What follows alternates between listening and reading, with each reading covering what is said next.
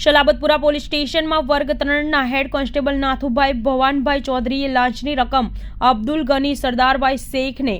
Sanjay Nagar society વિભાગ 3 Halima residency પાસે ઊન ગામે આપવા કહ્યું હતું, જેથી એલસીબીએ છટકું ગોઠવીને સલાબતપુરા ભગતસિંહ ચોકથી બારડોલી પીઠાની ગલીના નાકે મારવાડી ચાની દુકાનની સામે જાહેર રોડ ઉપરથી અબ્દુલ ગની શેખને ઝડપી લઈને કાયદેસરની કાર્યવાહી હાથ ધરી હતી। વેપારી તેમના મિત્રના જીએસટી નંબર ઉપર કાપડનો વેપાર ધંધો કરતો હતો, જે બાબતે આ કામના આરોપી કોન્સ્ટેબલ અને તેનો સાગરિક બંને તારીખ 29/12/2023ના રોજ ફરિયાદી દુકાન પર જઈ ફરિયાદીને જણાવ્યું કે તમે બીજાના જીએસટી નંબર ઉપર ખોટો વેપાર ધંધો કરો છો, જે બાબતે તમારા વિરોધમાં અરજી આવી છે, જેમાં આરોપી કોન્સ્ટેબલે ફરિયાદીને વેપાર ધંધાના હેરાન પરેશાન નહીં કરવાના એવરેજ પેટે 75,000ની લાંચની માંગણી કરી હતી,